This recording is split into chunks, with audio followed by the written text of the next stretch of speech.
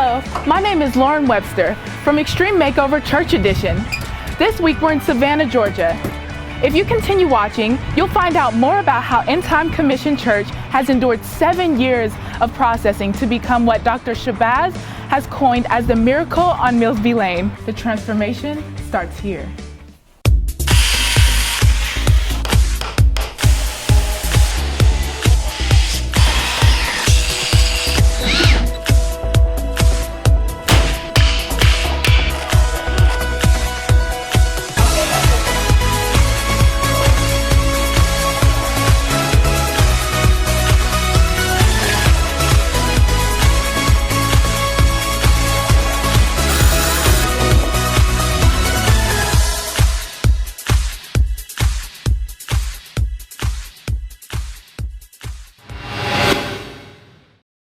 This week's inspirational story is that of pastors Chris and Lorinda King. From a persecuted campus ministry to a thriving community church, we see a remarkable story of triumph and endurance. Let's take a look. Commission Love was formulated out of campus ministry, and those were the good days where we were on campus and everybody got a chance to live for God and dance, sing, and step, and disciple people and learn how to be leaders in the community. And then once we went into a time of persecution from the school because we were so radical. We were persecuted, kicked off campus, and then it turned into a church.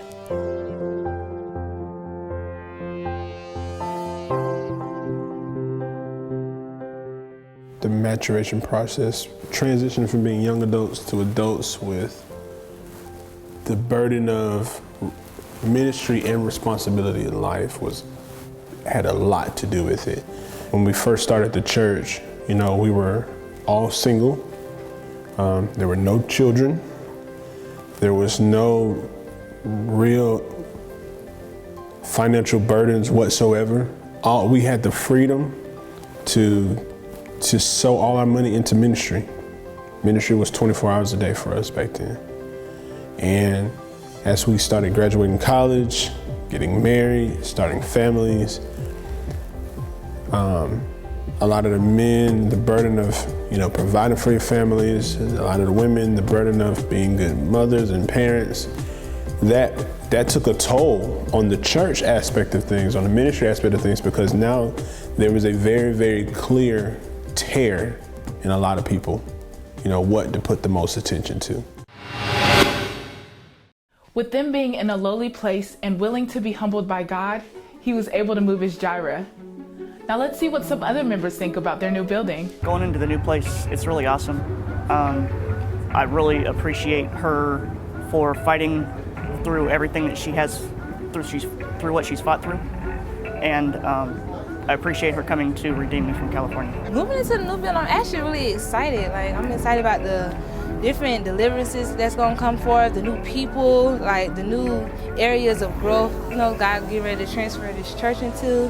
I'm just juiced with what God is doing and what God is taking us to a new level, walking to this new place, into this new territory. I don't even really have the words to describe what it feels like. All I can say is God is so powerful and I love him so much for what he's doing. This is a wonderful opportunity to serve, and I know that it's going to be some different turns and different things that's going to be needed, and I'm still excited. I feel thorns where my crown was. I'll be weak, but I'm alive from the dust until dawn. Yeah, I'll survive. 'Cause I got sweet victory. Nobody can take it from me. Sweet victory. 'Cause I got sweet victory. Yeah. Toast to the king. Cheers to the ceiling. Feeling good. We gon' make it to the finish. Yes. Sweet victory. Well, you've seen the old. Let's jump into the transformation process. This is the first phase of the 4 phases of faith that God has given End Time Commission as a building strategy.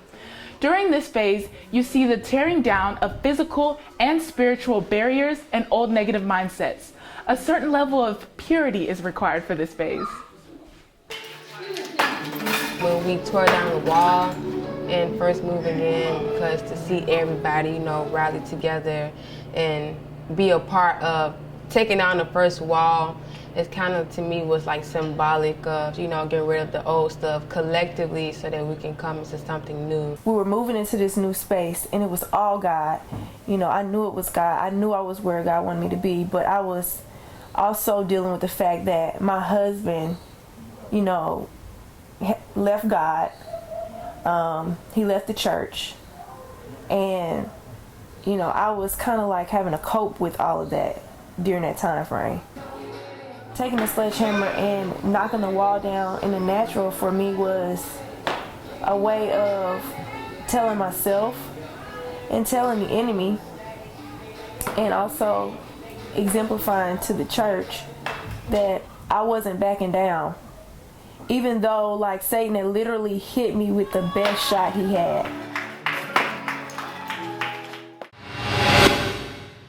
Out with the old and in with the new. As we continue with phase 1, we discover the importance of newness.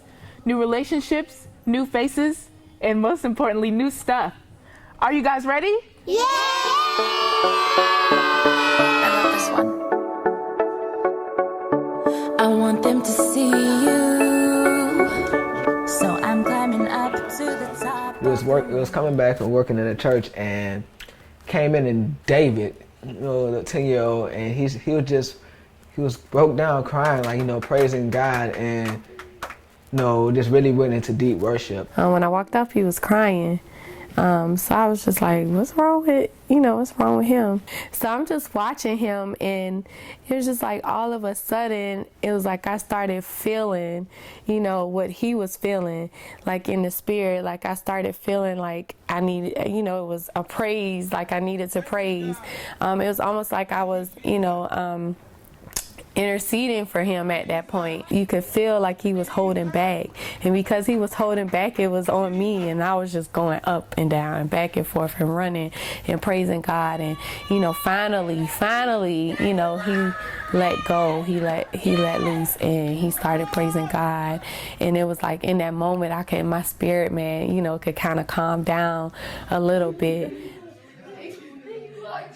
It really hit me in a moment, like, God, like, this is what you called me to do.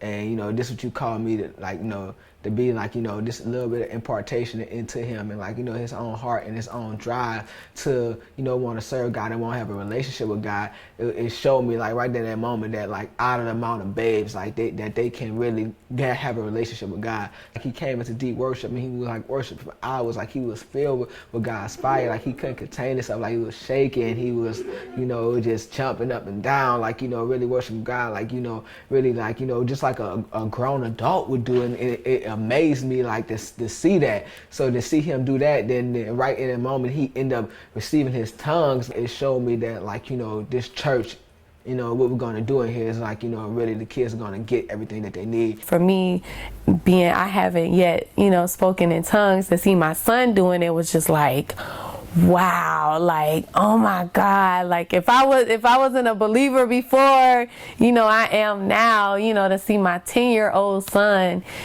speaking in tongues, and just, with everything that we've been through, and, going through, God delivering us out of a domestic violence situation, and me constantly trying to, pour into my kids and trying to restructure them, coming out of that situation. And even now, just watching them and going, like, it's so hard, trying to get them out of that mindset of what happened before. But to see that, everything that was being done and being said wasn't in vain. Like, it actually, like, his spirit is actually there, and he's actually working, and he's showing me that he is present, and, things that are being done and said is not, going in one ear and out the other. Like, it's actually taking root.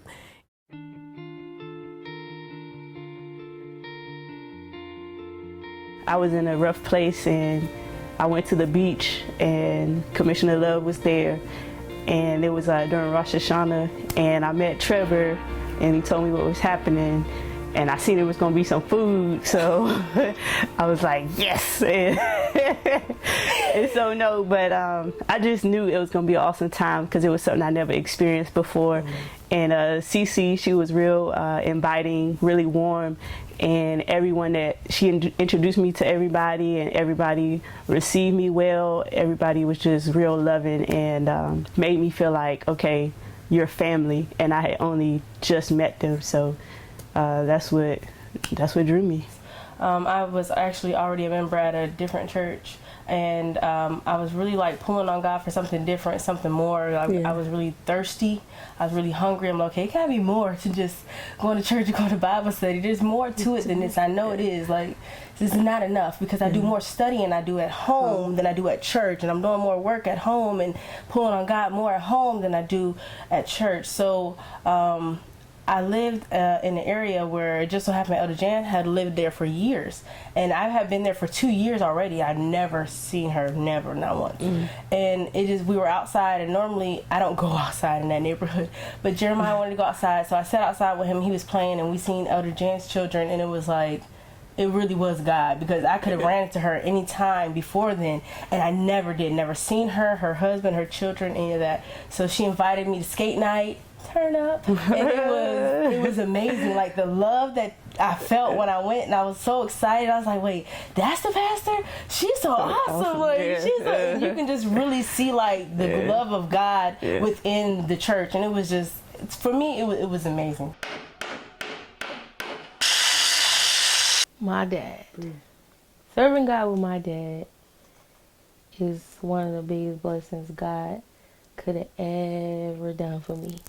My daughter was a founder here, and even on the front end of that, it was a feeling inside of me that I had to be a part of this ministry, but I was pushing from it because most of the ministry was younger people, and I felt that wasn't really a ministry for me, where I'm older and my knowledge in the natural world is much more advanced, so what could they really impart into me?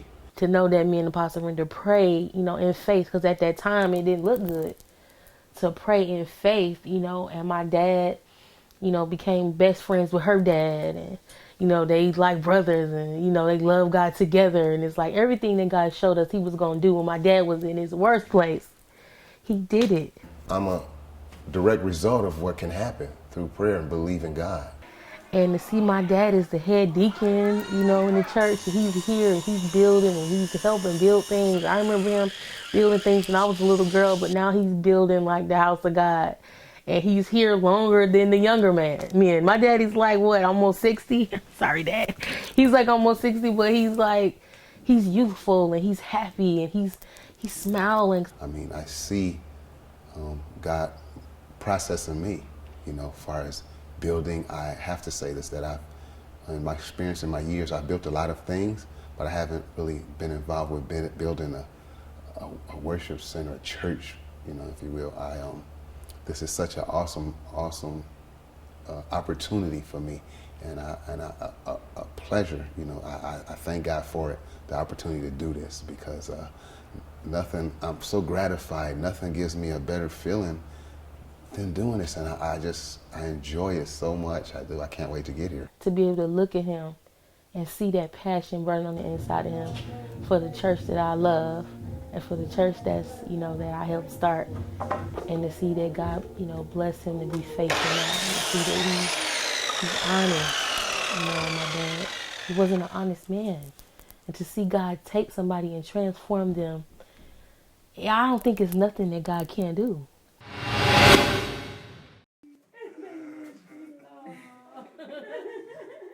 I can say for my family, first of all, it's been an awesome experience, and it's been awesome to do as a couple. Yeah. And I don't want to say I think, but I know it has changed a lot in our marriage in general because of us having to be here and build together, and us even at times having our whole family, here at the church, and even, seeing what it has done with, our relationship with one another, because it draws a closeness because we spend a lot of time late nights, you know, together, and a lot of time, you know, building the church. But because we're spiritual, we believe that it helps build, you know, our relationship together. It really has changed my life a lot. It's made me a lot more appreciative, honestly, of the upbringing that I had as a kid, because growing up with my father, we did a lot of kitchen cabinets and a lot of work in churches, period, like with his business as a cabinet maker. So it's been something that I've been around my whole life, but I never really appreciated it until this time of actually being able to build. I've come into a place where I'm learning how to be more faithful and be committed. I think previously I had some commitment issues and I really struggled with being faithful, but I think this process is really, you know, instilling it into me, and I'm really seeing the importance of what it really means to, you know, be committed and making sure that you see things through and that you. Well, we're moving right along to phase 2. Sacrifice and preparation. It's one thing to have the new, but it's another to remember the process of getting to the new.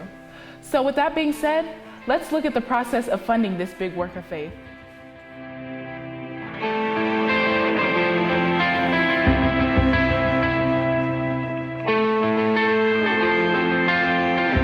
Apostle Lorinda came up with a fundraiser for us to be substitute teachers. There were also other different options. People gave their Graduate Plus loan, and people gave their income taxes, so that, you know, we could put all the money into a pot so that we could go forward with the building.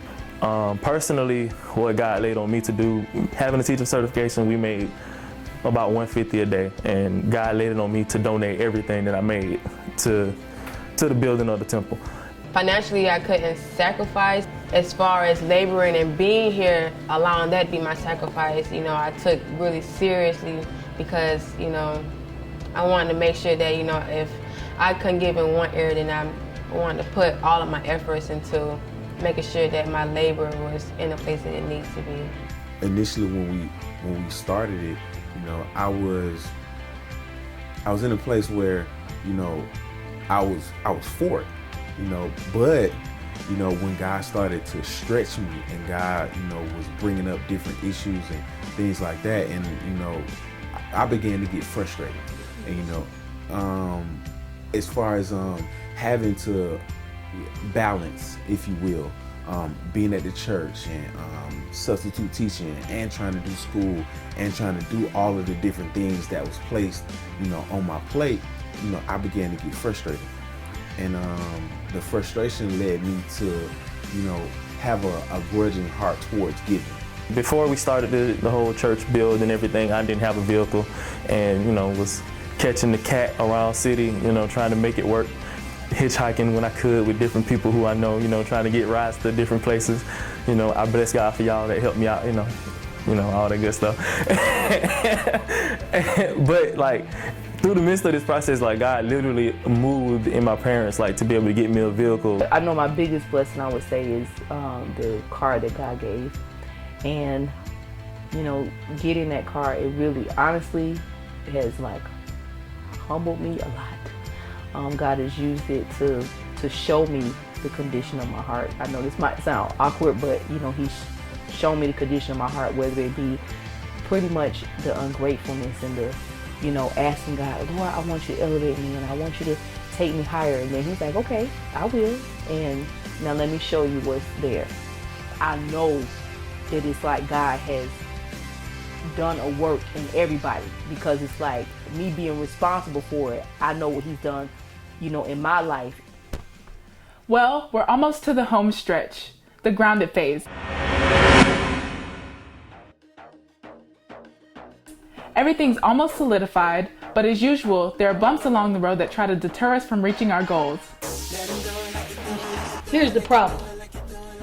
In this journey of building a church, we have people who like to get over, or you have companies that are supposed to specialize in certain things, and you come in there like, I'm excited, I'm building this church, and we really want to, like, do the best we can and make it beautiful for God, and, well, give me your measurement. Give them the measurements. They do things like order double rolls and not single rolls, and then charge you $100 a roll, and then come back and say you gave them the wrong measurements. And then when you try to return the wallpaper, they say, well, I've been doing this for 30 years. You gave me the wrong measurements. Well, I didn't need 4 double rolls. I only need 4 single rolls, but you just sold me these rolls. And then now if I return it, you're going to charge me 30% restocking fee. And then, it's past 30 days because, we done ordered it like months ago. So it's in a box waiting for the time period to put it on the wall because we haven't built the wall yet. And now it's 30 days past the date, so now you won't take it back at all. It's scary because you can tell some stuff that we know we got to do, we kind of wait a little while longer to do it than we should. And that's how you know you're scared. But I have to do, sometimes I just start doing it. I'm gonna just do it. Like if I don't start, I'm gonna freak my own self out of it.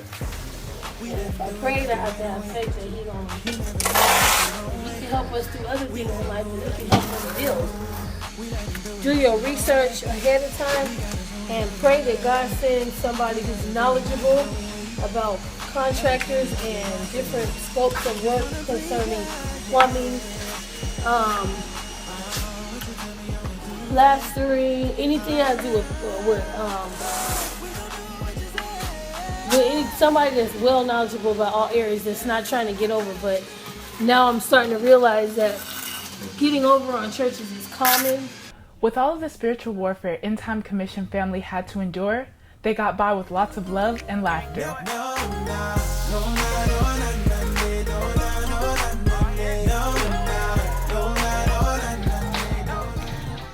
And he was putting up the ceiling tiles and everything. And Evangelist Terrence said, hold on, wait a minute. And he goes to the man up area, and he just comes back with this all white Oopa Loopa suit on. He was putting up ceiling tile the ceiling tile had the fiber in it. So it was this one jumpsuit in here that you put on and it cover up your whole body basically, He tends sometimes to put things on that don't belong to him. It seems to borrow stuff that don't belong to him. And it just happened to, he has no problem with it. He's a please and thank you person. I was itching to put that suit on to be different, so. Was it yours? No, it wasn't even mine. He took this paint suit that didn't belong to him, that was closed up in the packaging still, set aside, that probably belonged to some of the people who was doing other work here at the church that we hired. And, Evangelist Terrence decided that he was going to open it up and put it on. And mind you, Evangelist Terrence is about 5'3", and this paint suit was for a person who was about 6'1", so. And it was all white, had the little head covering mask and everything. He had it tied up, and he looked the plumb fool. And yeah, it was quite hilarious. I think my funniest moment was it was just me and Apostle Chris in the damn fellowship room, and it might have been like 2:00 in the morning or something. He was just delusional tired. Then out the blue, he takes his wireless headset from around his neck, flips it backwards, and puts it across his eyes. And he's like, "Beam me up, Scotty! Beam me up!" And the person is completely thrown off because they come in with this amazing, this horror story. Pastor Chris, man, such, and they just so concerned about whatever's going on, what they finna tell him, and he's like on this Star Trek tip.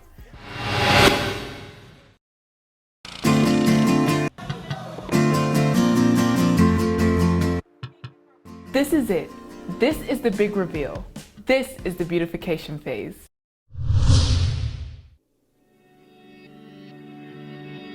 In this phase, you can see God's glory manifested, not only physically, but spiritually. From demolition to destined victories, this is where Pinnacle Heights manifests at End Time Commission Church. I'm excited about what we have to do, and it's not a light thing. We're going to be able to present God to people that are lost, that are hurt, that they need real healing. As the people come in, I just want a heart that can just serve them and it not be about me. Whatever you need, I'm going to do. Whatever your people need, I want to be able to do it. I love you guys, and pray that you get everything from God that He's, you know, destined for you to have. And I love you so much, even though I don't know you, but, you know, God knew of you when I was 19 years old. Whatever I can do to help.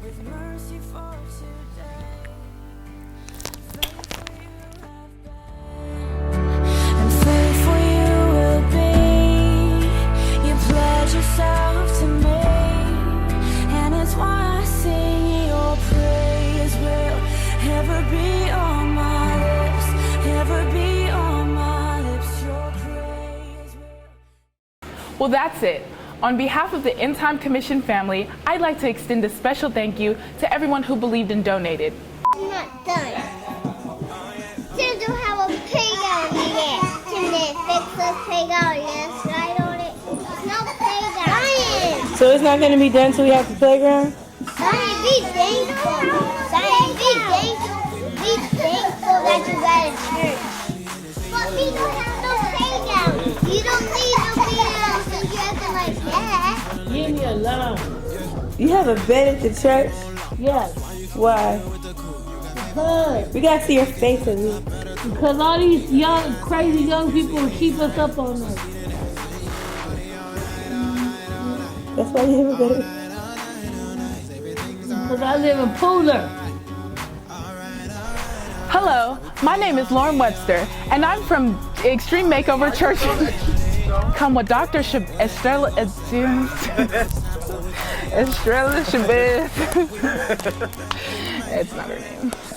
From Extreme Makeover Church Edition. Chris and Lorinda King. Don't do that. From a persecuted campus ministry to a Chris is in his flesh because for the word. He's sleepy. That's true? Yeah, however you want to look at it. Get out your flesh. Get out your flesh. You better? Okay. It's almost perfect. Almost got one take in the game. To a remarkable, that's not the word, but it's okay. You know, sometimes you just have to roll with it. This story is a remarkable story. It's not right. I'm so sorry.